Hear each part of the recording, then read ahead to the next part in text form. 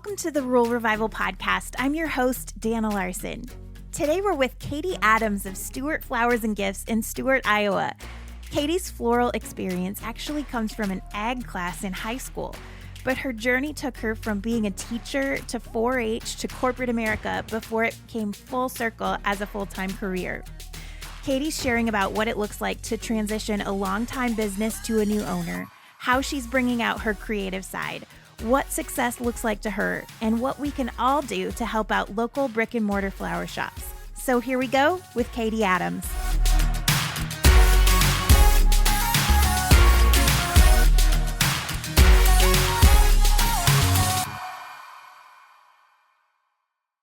All right, we're here with Katie Adams of Stuart Flowers and Gifts in Stuart, Iowa. Katie, thanks for being on the podcast. Thank you for inviting me, Dana. I'm so excited to be here with you today. Oh, I'm so excited for everyone to learn about what you're doing. It's great. So start out by telling us about you. Are you born and raised in this area? No, which might be a shocker for a small town business owner. Yeah. Yeah, so my first 14 years were in southern Indiana. Indiana looks like a boot. I grew up in the toe, right next to Illinois, right next to Kentucky. And we were there for my dad's job. But my dad's from Albia, Iowa. My mom's from Kelowna, Iowa. So right before high school, the three of us moved to Kelowna. And that's where I've called home since, I think, 2003. Okay. Yeah, and so Kelowna, Iowa is where people around here in the Stuart area know me as being from Kelowna. Yeah. Okay. So how did you get over to this part of the state? So I, by education, am a high school English teacher. But after a couple years, I knew I did not want to grade papers every night for the next 30 years. So I did not re-sign the contract. I knew that is something I couldn't do. So I left without a job. But I found an ad in the Des Moines Register my aunt did. My aunt found an ad in the Des Moines Register with 4-H in Polk County. And I grew up in 4-H, grew up in FFA, and thought, well, it's still in the realm of education. So I interviewed, got the job, moved to Des Moines, and then met a dear friend out of Earlham, Iowa, got to know her entire family and crew of friends. Ultimately, that's how I met my husband, and that's why we now live north of Earlham, Iowa. But in that whole transition and travel, I did 4-H, and then that was nonprofit, so eventually I'm like, well, this is not my niche. I want to try the corporate world, corporate America. So I dove into that, started at the bottom of a risk management insurance firm and worked my way up. And so I was there for 5 years. And that is where I was right before my husband and I bought the flower shop. Wow. Okay. So when did this idea come up? Did you have any experience in flowers? I do have experience in flowers. Okay. So in my FFA education in high school, I had taken every ag class except welding, which I actually should have taken. Yeah. Looking back. I would like to know how to weld. I know. So my ag teacher suggested an independent study in floriculture. So I grabbed the old textbook, read it, did it myself, planned her sister's wedding flowers, went to a wholesaler in the Quad Cities, and, holy cow, saw all the flowers, thought this is great, but never really considered it as a career. Yeah. So I went to college, and I told you, I graduated as an educator. Yeah. But in the summers, I worked at a flower shop in Kelowna, and so always had an interest, always had a passion, always grabbed some Trader Joe's flowers when I was there. Yeah. But again, never considered it as a career. And in my corporate role then, by the time I left, I had been working with a life coach. I had become really close to women in my church life group. And ultimately, the Lord surrounded me with people who prepared me to take this next step and realize that this is where I should be. Wow. So was it an existing business? Yes. Okay. So we are the fourth or fifth owners of Stuart Flowers and Gifts. So talk about that place of tension kind of in between, like, I know I don't want to do corporate, but that's a big risk and a whole different field. So what was that like, and how did you kind of process all of that to get to the decision to go for it? Yeah, it was a huge risk because essentially you're walking away from stability. You're walking away from, I think, what several people grow up thinking they want. Yeah. On paper, I had it made, and I was in a leadership role at a young age, really. Yeah. I'm in my 30s. So I knew, though, I was in this left brain role as a director of operations, and I'm such a right brain person. Uh-huh. I had an amazing, supportive boss, someone who wanted me to be the best version of myself and was trying to help me find ways to be creative. And ultimately what it came to for me is I just had this constant feeling that this was not the right fit for me. And so eventually I could not ignore that. And I had to make the best decision to fully immerse myself in a creative atmosphere where I was being right brain creative all day. Yeah. And I had been working with folks and surrounding myself with people who had made big decisions like this and took risks like this. My husband, I couldn't have made this decision without him because he was very supportive. You know, I had to have that support backing this decision.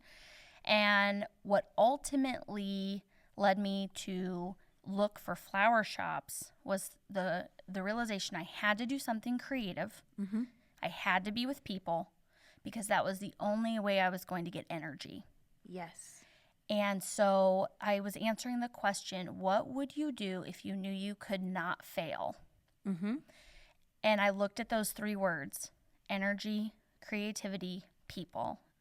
And I wrote, I would own a flower shop. And I was sitting on my living room couch reflecting about the prompts I had just answered. And I thought, what the heck? And I Googled Iowa flower shops for sale. And Stuart Flowers and Gifts came up. Which is literally like in your backyard. 10 miles Yeah. down the road. And that's what I said to my husband. I said, there's a flower shop for sale 10 miles down the road. And he's like, looks at me and he's like, well, you know you can't quit your job.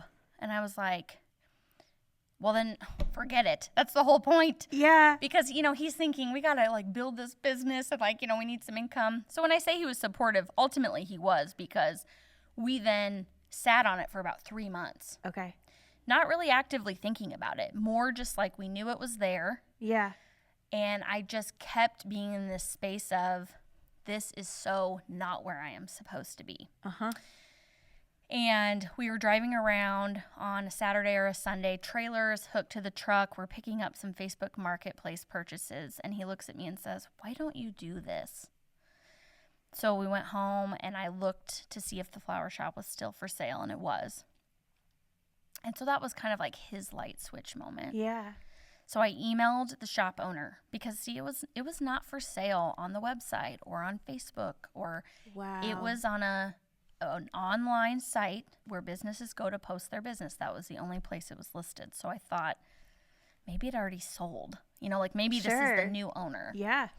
So I reached out. Sure enough, it was for sale. So we met with Christy O'Brien, the former owner. Jeremy and I met with her, and within 10 minutes, we knew we were buying it. I love that so much. Yeah, it was unreal when I look back and look at that time, and just, I mean, really looking back, yeah, I can't imagine going through that again because it was so exciting, so unreal, but one of the best things that we've ever done. Wow. So what did that transition then look like for you? Did she kind of help you learn the ropes? Yes. So we met with her in June, and we officially bought it October 1st. Okay. So I put in like a 3-month notice and then shadowed on the weekends and shadowed a little bit. But, you know, she was awesome, still is awesome in terms of supporting us on social media and coming into the store. And so she has been a phenomenal help in this transition because she owned the shop for 17 years. Oh, wow. Yeah. So when you are that ingrained in the community, it's important that, you know, I feel like it's important. I recognize her strengths and what she brought to the community, and we're trying to keep that going, our community involvement. But at the same time, she was very supportive of the changes we made, of, you know, the just changes being the way I run the business, the way the shop looks. She's been nothing but supportive, which was huge. Absolutely. So once you got ownership, did you change stuff right away? Did you kind of have a vision for what you wanted? Yeah, so we knew there was brick behind the pegboard. See, our building, yeah. When I first saw this for sale online, there was one photograph. And what I saw in the photograph were two things that stuck out. Beautiful hardwood floors and beautiful display cabinets. And I saw potential. Yeah. That's what I saw. And so when we looked at the building, we knew there was brick underneath. And there's pegboard. That's what was visible and lining the walls. Because our building was built in 1909. And when you walk in the front door, you've already walked over the history of 1909 because you're walking over original tile that says clothing. It opened as a clothing store. Okay. It became a hardware store, an electronics store, and finally Stuart Flowers and Gifts. So all we did was expose the bones of the building.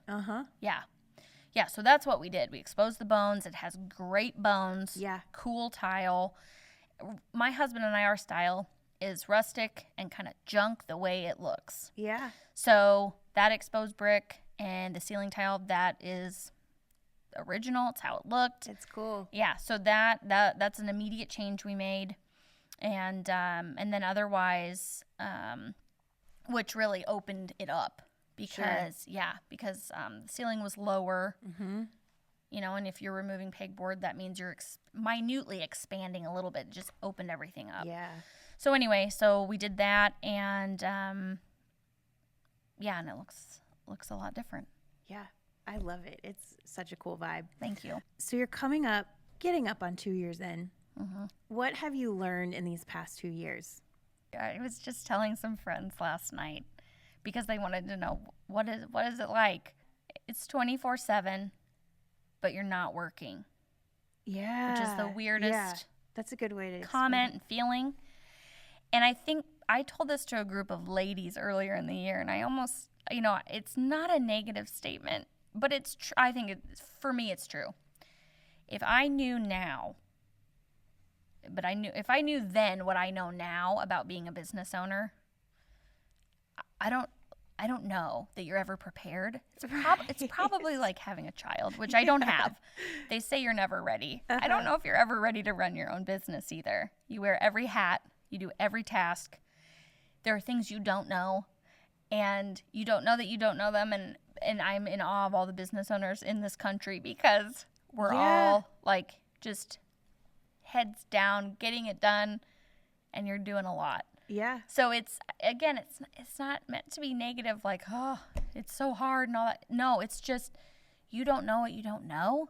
Yeah. So like kudos to the people who are giving it a try. Right. Which I think is awesome. I love it. I love that you can start a business. The other day, someone on my team watched me write my title for a form I was filling out, and it said owner. And she said, "How does that make you feel?" And I'm like, humbled, because you think of an owner of a large company and you think, I'm the same. I'm the owner, which is crazy, but so humbling and so neat, because you can own a business. Kind of the same concept of if you ran for an elected position. You have the freedom to do it, the ability to do it. And it's pretty cool that you can even consider doing something like this. Right. Yeah. To have the opportunity.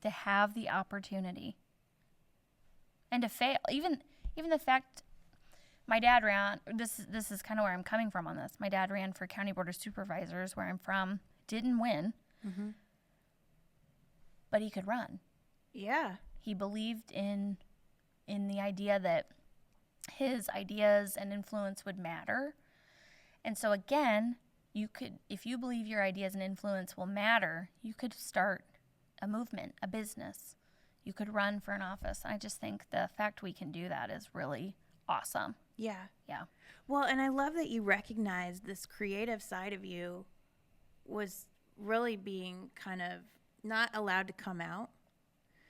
And I can relate to that. I did the corporate America thing, and when I finally stepped out to be an entrepreneur, I couldn't believe how much more creative I got because I had the space to be more creative. Have you found that same thing? I was free to create everything and anything. Yeah. And I also haven't had time to think about it now that you've asked me that question. Yeah. It's like I haven't had time to sit back and think about it.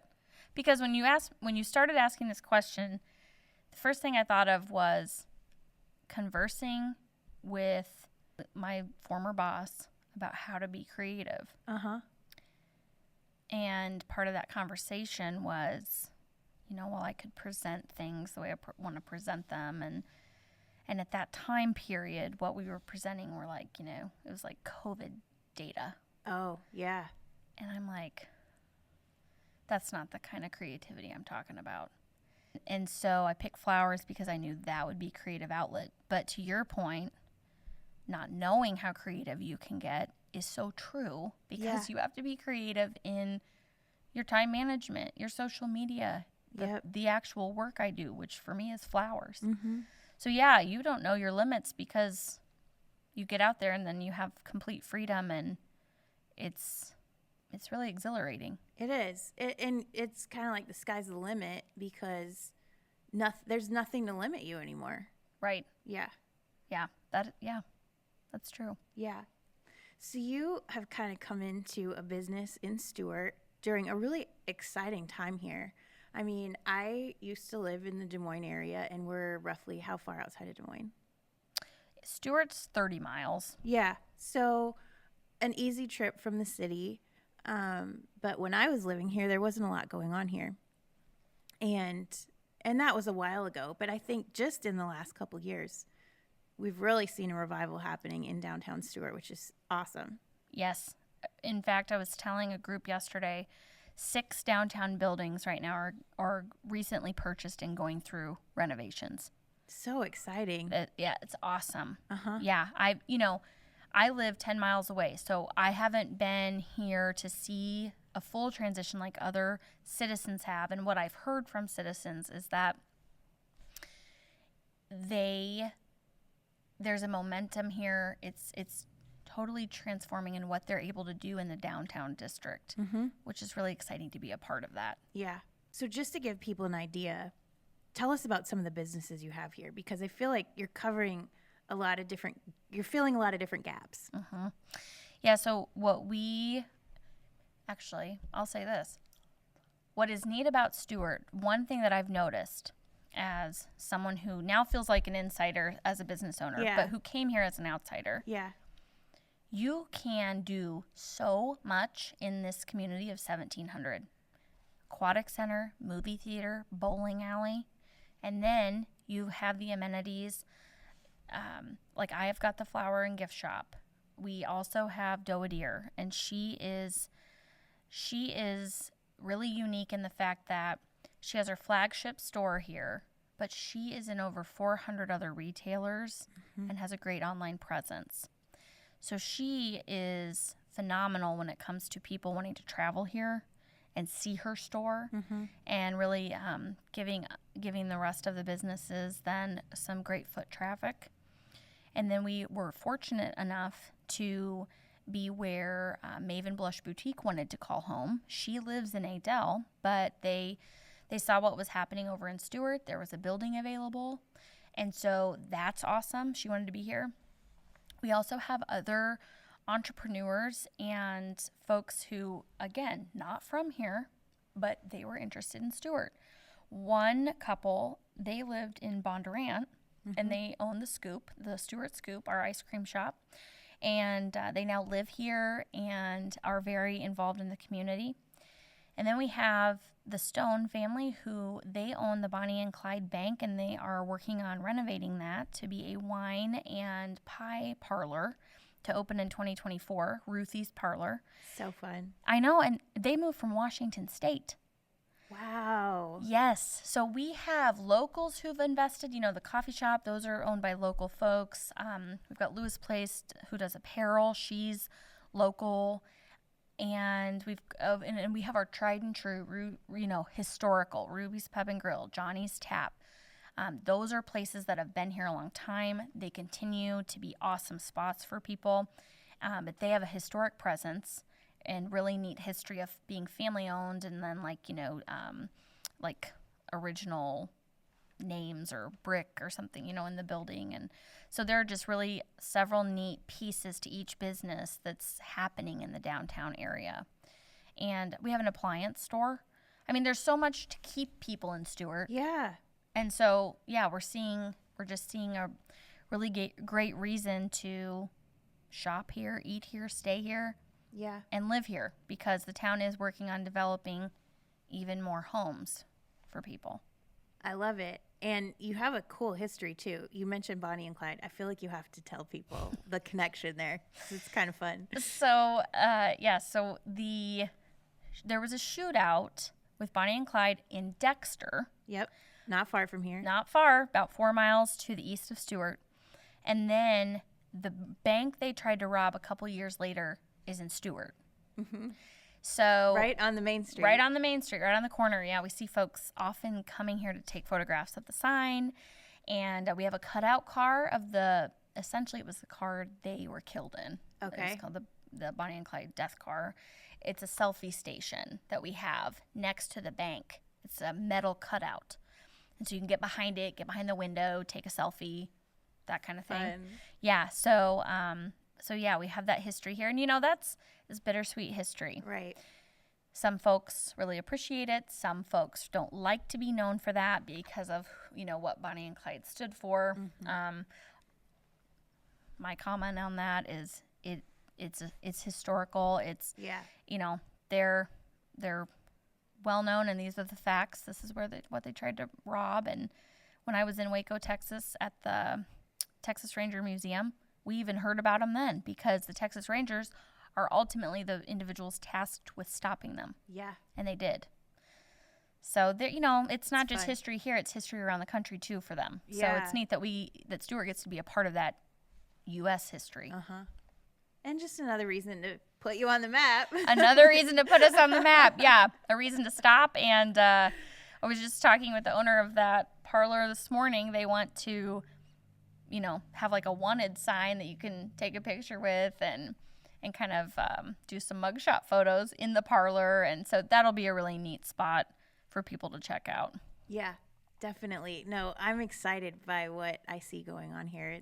It's fun, and you can feel it. It's very full of life, and you can feel it when you come into town, and that's great. That's what we all want, right? Yeah, yes, exactly. It's fun, and what I appreciate about Stuart is the townspeople are proud of what they have to offer. We have a historic depot that a group of people rallied for to fix. We have the historic Stuart Hotel, which is being renovated and has the coolest sign I've ever seen. The All Saints Center here, it was a political statement, arson, and it was rebuilt. There's so much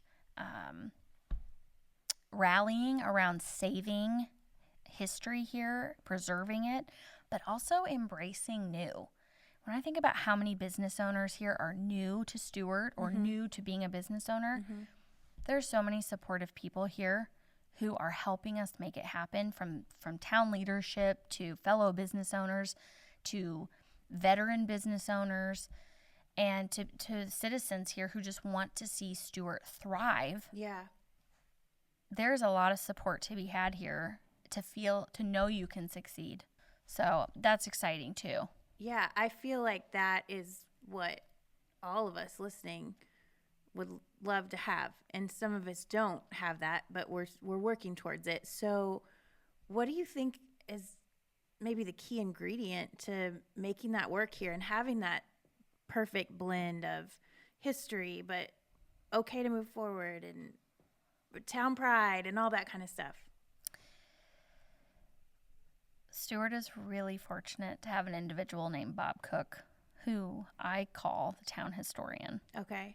He's very active on Facebook, sharing old photos of what's happening today.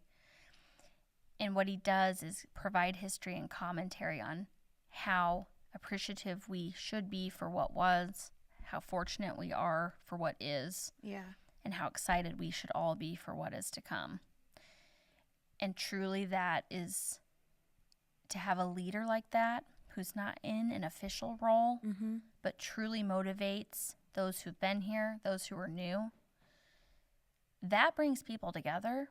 That allows people to see the vision.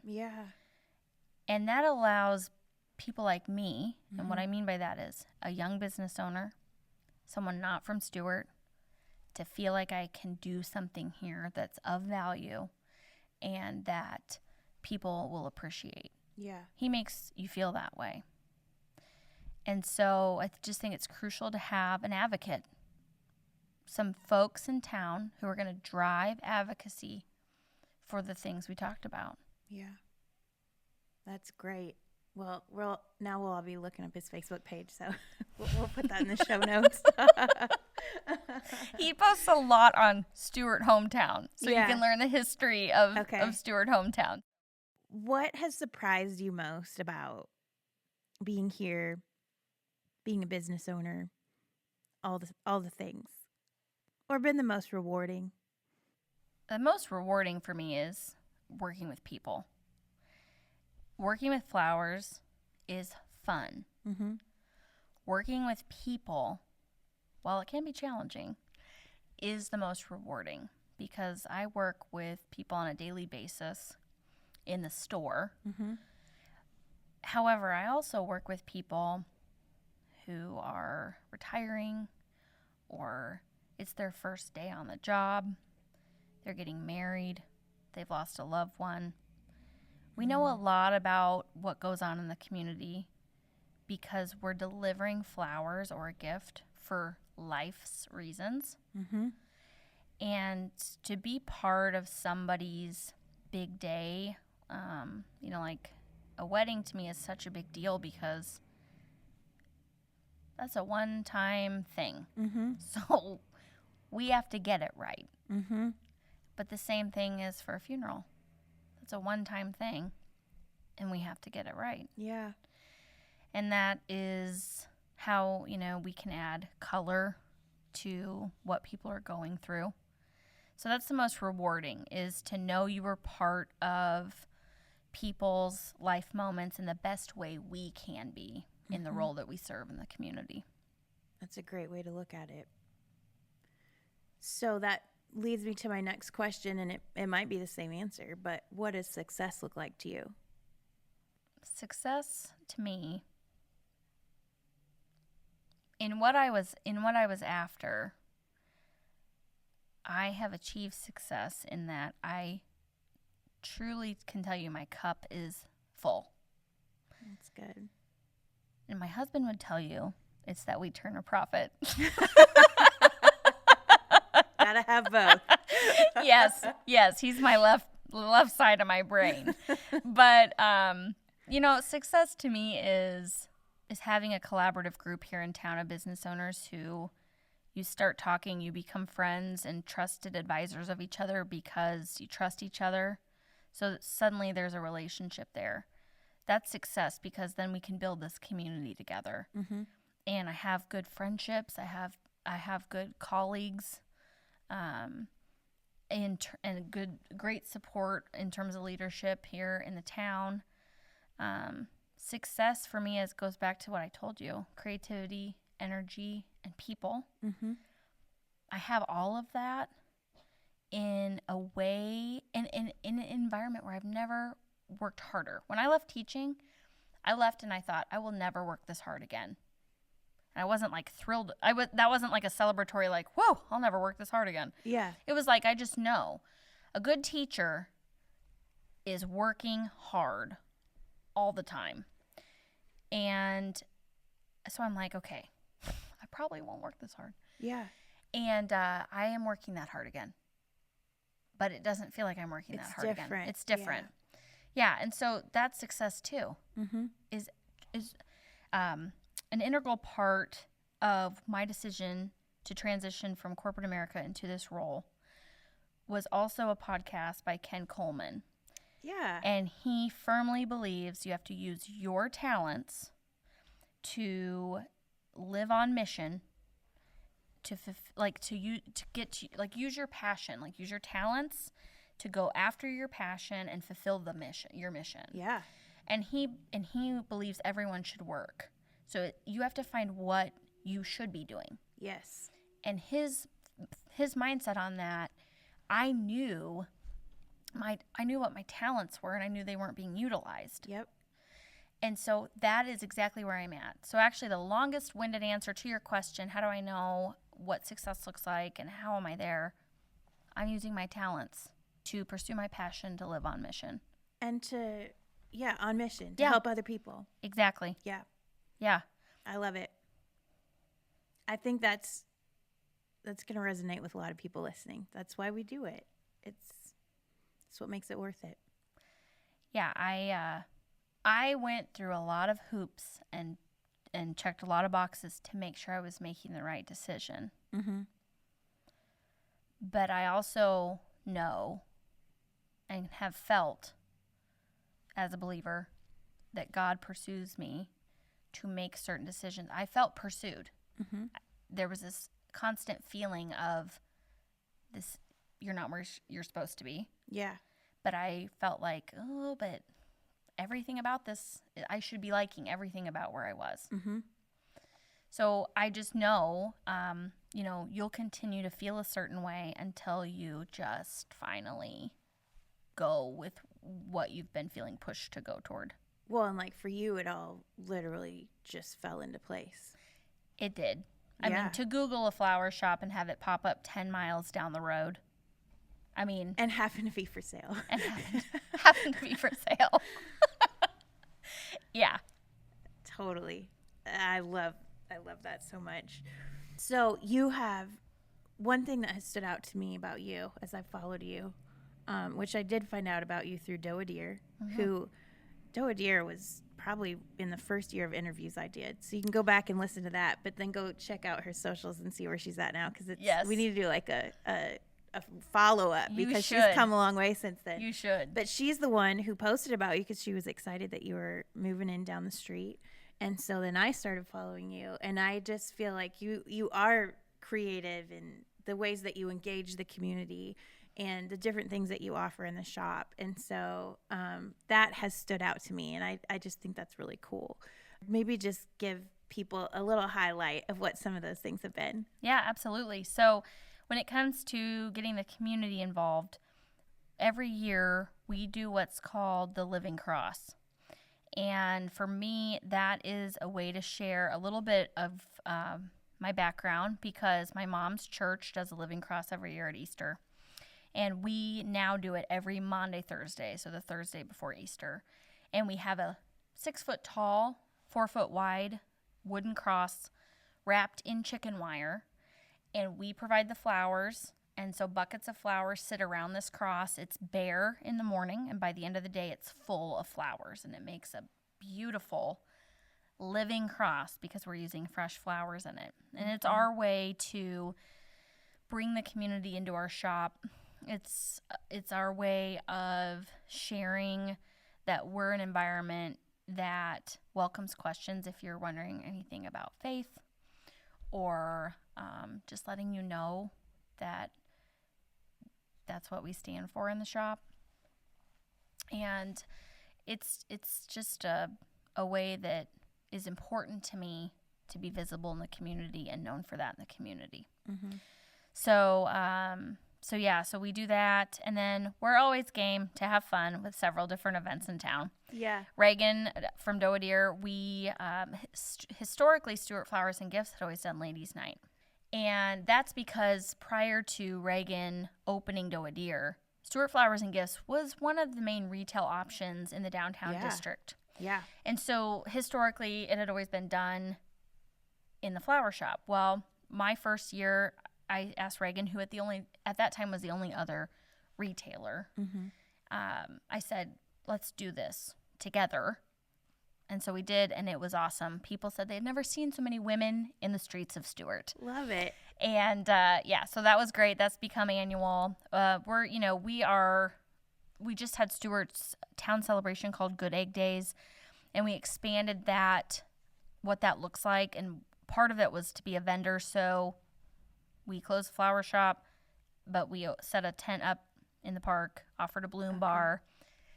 We're just finding different ways to be part of the community and be visible, be present. Yeah. And then in our store, just some different offerings, just so you have an idea, because it truly is, the bulk of the business is floral, but it's Stuart Flowers and Gifts. My husband and I kept the name, but added a logo and a branding behind that.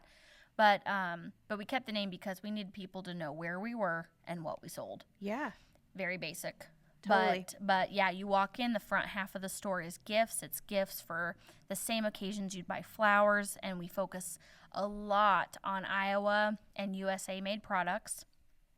And then the back half would be the floral half. So it really is flowers and gifts, and you can find it's our hope you can find a very unique gift for the person you're shopping for. Yeah. I love it. Well, what's next for you? When it comes to what's next, we are looking to continue to grow our interactive offerings. And so what I mean by that is we've had great success offering floral workshops, both on-site and off-site. Those will continue and those will grow. And we're looking to we added online ordering on our own website at the end of last year. So we're looking to continue having that opportunity and maybe expanding what we're offering online. But just focusing on growing our name and working maybe more closely with some different vendors, wedding venues, I should say. And just letting folks know that we're here. Yeah. And that we're easy to work with. Yeah. So it's really it actually is a focus, a little bit heavier focus on the floral aspect. Cool. And you're serving like what kind of radius around Stuart? Our radius is a 25-mile radius. Depending on our availability, we can go the full 25 miles. However, because we're a small mom and pop shop, it is often, especially now since we've grown and got our name out there, that we're more apt to share with you the name of a great florist a little closer to that town and keep our door open here in Stuart so that we're here for those in our community who are stopping by and depending on our consistent business hours. We try to communicate as much as we possibly can about any changes in the ebb and flow of a small town business, like whether it's a chamber meeting or an event or something, but we try to be there for our customers. So we always encourage you to call us, and we will always help you have a good experience in the floral industry. Our ultimate goal is we want you to have a good experience in the floral industry. So we will recommend someone. Same thing if you come in and you need to send flowers to Iowa City, we'll help you find an actual brick and mortar store, and we'll help support the floral industry in that way, and we'll help support small business in that way. That's important to us. Yeah, that's great. Yeah. So how do we find you online, on socials, for anyone who wants to follow along? Yeah, we definitely encourage you to follow us on Facebook, Stuart Flowers and Gifts, on Instagram, Stuart Flowers Gifts. I think we might be missing an and in there. And then we have a website, and our website is Stuart, Iowa, flowersandgifts.com. A total educational moment, if I can indulge you, is when you go to look up any flower shop, I encourage you, and you being any listener out there, make sure you see that it's a brick and mortar, because what happens often are that what we call order gatherers pay more money to be on Google and appear first, and they have quaint names, and they sound very local, but they're not. They take your order online, and often those orders are named, like Sweet Harmony or a breath of fresh air or something. And then they want us to do it. And so Stuart Flowers and Gifts, we have our own website. The approach we've taken is, because we don't offer arrangements like a canned named arrangement, We get fresh product in every week. We buy from local growers when we can. And so we have an ever-changing cooler of flowers.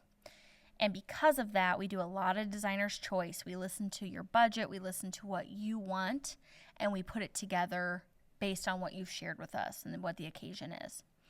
And so because of that, our online offerings are designer's choice floral arrangements. And so you pick the budget that works the best for you, and then we put something together for you and deliver it. So you'll know you're on our website because you'll see Stuart Flowers and Gifts, our logo. It's a pink rose, a little trivia for you. Look for the Stuart S in the middle of that rose. And my picture's on the front page. And then the items you order are very, Reagan actually did them. They're sketches. So they're not, pictures of like real flowers. They're sketched in navy, showing you a small arrangement. And so you'll know you're there by that, but it's just an educational moment to let you know that brick and mortar flower shops sometimes get thrown down the list a little bit. Yeah, no, thanks for telling us. Now we can pay attention. Well, we will link to all of that in the show notes. Awesome. Katie, thank you so much for being on the podcast. This was great. This is a lot of fun. Thank you for having me. Thanks for coming to Stuart. Yeah. And everybody, if you're traveling across Iowa, it's right off the interstate. So come, it's worth the visit. Exit 93. There you go. Isn't that such a fun story? I love how all the dots connected to get Katie to where she is today. And it leaves me with a question for you, and it's the same one that Katie asked herself in this interview. What would you do if you could not fail? And I really encourage you to think about that and actually write down your answer somewhere. If you need somebody to share that with, you can always write it down in a DM to me. I love hearing your dreams and cheering you on as you go after them. For those of you listening to Katie's story and that stirred something inside of you, that thing that you would do if you could not fail, I believe those dreams are in our heart for a reason. I've created the Small Town Dreamer Discovery course to help you explore those dreams a little more and see if they can actually become a reality for you. Go to ruralrevival.co/dreamer course for more info. A year or even a month from now, you'll be so glad you did. Huge thanks to Katie for being on the podcast, and thanks to you for tuning in. Have a great day, everybody.